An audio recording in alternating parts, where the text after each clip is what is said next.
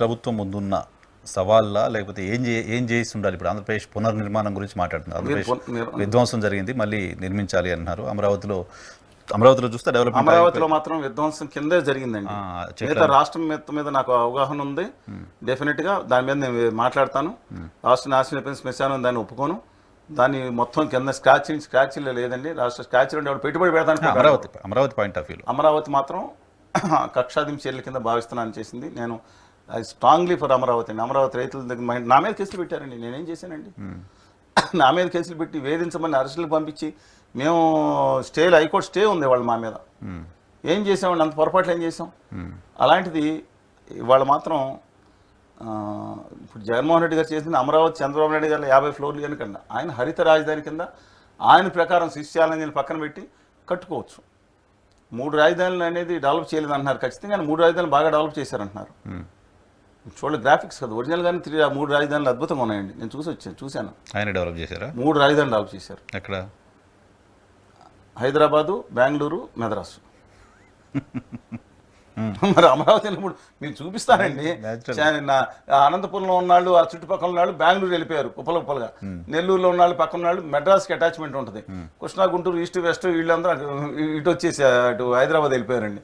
ఏమైపోయింది మీరు కనుక్కోండి, నిజమో కాదో. అందువల్ల నేను అదే మోడల్ ఆచరించాలని చెప్పలేదు. సర్టెన్ రెసిడెన్స్ తీసుకుంటే బాగుండేది. బట్ ఎనీవే అమరావతి అనేది నేను మళ్ళీ చెప్తున్నాను, సెల్ఫ్ సస్టైన్ సిటీగానే ఉంటుంది.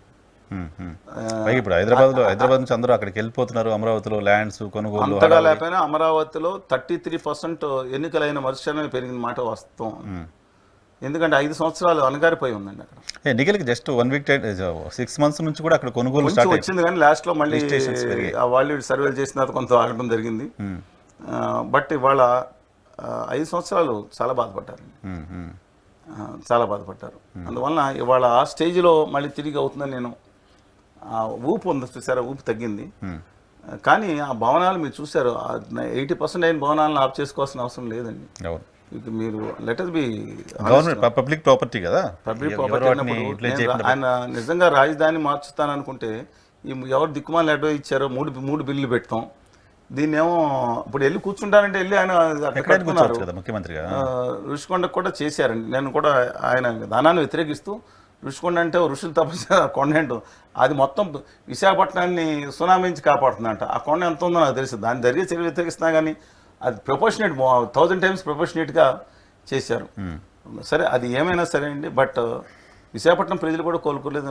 5 లక్షలు ఎంత మెజార్టీ వచ్చిందండి అక్కడ? భర్త గారు 5,20,000 పైన వచ్చింది మెజార్టీ వచ్చింది. ఏంటండి అర్థం దాంట్లో? ఈ 170 సీట్లు అత్యధిక మెజార్టీ ఎక్కడ వరకు వచ్చింది? పల్లా శ్రీనివాసరావు గారికి వచ్చింది 95,000. సెకండ్ హైయెస్ట్ మెజార్టీ ఎక్కడ వచ్చింది? భీములపట్నం వచ్చింది గంటా శ్రీనివాసరావు గారికి. థర్డ్ లోకేష్ 91 వచ్చింది. అక్కడ 4 సీట్లు కాదు మొత్తం. వాడు అసలు ఉత్తరాంధ్రలో ఉన్న సీట్లు మొత్తం ఎక్సెప్ట్ తీసేయండి, పాడేరు వరకు మొత్తం పోయినాయి. అంటే మీనింగ్ ఏంటండి? వాళ్ళు హర్షించారు. రాజధాని 4లో 32 పోయినాయి. అందులో ఆ 2 కూడా అటవీ ప్రాంతాల్లో ఉన్న ఆ పాడేరు అరకు వచ్చినాయి. మిగతా మొత్తం వైజాగ్ ప్రాంతాల్లో ఉన్న మిగతా మొత్తం తప్ప సెమీ అన్ని వెళ్ళిపోయినాయి. సో అందరూ రిజెక్ట్ చేశారు, 3 రాజధానుల కాన్సెప్ట్ ని రిజెక్ట్ చేశారు. కర్నూలులో ఎన్ని సీట్లు వచ్చినాయండి? 2 సీట్లు వచ్చినాయి. కర్నూలు రాజధాని అన్నారు. అదేంటి పరిస్థితి? అమరావతి ఎన్ని వచ్చినాయండి చెప్తున్నారు? 0 వచ్చినాయి. అంటే గుంటూరు జిల్లాలో కానీ గుంటూరు కృష్ణ 2 అంటే పరిస్థితి ఏంటి? వెస్ట్ గోదావరి 0, తూర్పు 0 చెప్తున్నాను. ఓన్లీ విశాఖపట్నం 2, చిత్తూరు 2, కర్నూలు 2, కడప 3, ప్రకాశం, దర్శనం, ఎర్రగొండపాలెం 2, 5 జిల్లా ఉమ్మడి జిల్లాల్లో. అంటే ప్రజలు రాజధాని కాన్సెప్ట్ని తిరస్కరించారు. ఇప్పటికన్నా అహం లేకుండా రెండోది ప్రజలకు దూరం అయిపోవటం అండి. ఆయన మిగతా పాలనతో అంటే నెంబర్ ఆఫ్ మైనస్ ప్లస్లు ఉంటాయి. మొత్తం మైనస్లు చేసిన రాక్షసుని చేయను, ప్లస్లు చేసి దేవుడు చేయాల్సిన పని లేదు. ఆయన ప్రజలు దూరం అయ్యారు. రాజశేఖర రెడ్డి గారి వ్యవహార శైలి మీరు చూస్తే కనుక ఆయన సాయంత్రం మీరు బయట ఒక క్యాప్షన్ అంటే యారా అనుకునే మనస్తత్వం, సాయంత్రం వెళ్ళి కూర్చుని మనస్తత్వం, అంటే నువ్వు తప్పు చేస్తున్నావు మనస్తత్వం ఆయనలో కనపడుతుంది. అది రెక్టిఫికేషన్ చేసుకున్నారు. వీళ్ళు ఎప్పుడు మన తిట్టే ఫ్రెండ్ ఉండాలి.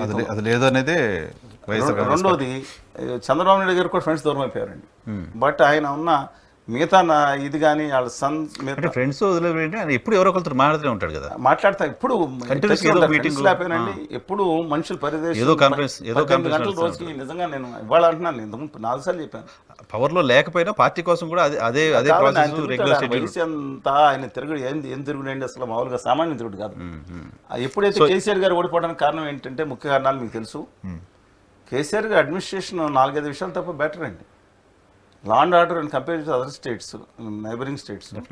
Apart from that software development, comprehensive డెవలప్మెంట్లో కొన్ని అంశాలు ఇట్లో, అలాగే భగీరథ, కాకతీయ అవన్నీ జరగలేదంలో అంతవరకు.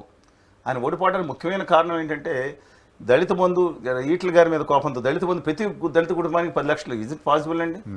మిగతా వాళ్ళ బలోపేతం చేసి పైకి తీసుకురావాల్సిన అవసరం ఉంది. వాళ్ళని ఎంప్లాయ్మెంట్ 10 మందికి ఇచ్చేది. డబ్బులు పంచడం అనేది వర్కౌట్ అవుతుంది. డబుల్ బెడ్రూమ్ ఈ రెండు ఒక అంకం. ఎందుకు అందులో కాదు 5% ఇచ్చారు, 95% వ్యతిరేకంగా. రెండోది అహం, ప్రజలు దూరం అవటం అహం. మూడోది కాళేశ్వరం అనే దాన్ని 1,00,000 కోట్ల నెత్తి మీదకి ఎత్తుకుంటాం, మిగతా ప్రాధాన్యత కార్యక్రమాలను విస్మరించడం.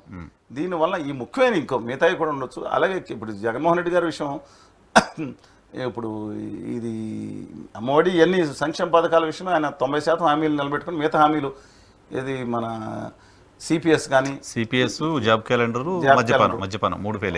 ఈ 3 అది సంక్షేమ పథకం ఉపయోగపడే అసోసియేట్ ప్రోగ్రామ్స్. సరే, ఢిల్లీలో వెళ్తే ఢిల్లీలో నేను నేషనల్ సెమినార్ పెట్టాము. అందులో ప్రొఫెసర్స్ చాలా మంది వచ్చారు ఇండియన్ ఇంటర్నేషనల్ సెంటర్లో. వాళ్ళు అడిగింది, Srinivas garu, we're observing Andhra Pradesh very closely. ఇండియాలో ఆల్ పొలిటికల్ సైంటిస్ట్ గానే ఉంది. ఏమని కేస్ స్టడీ కింద తీసుకున్నా.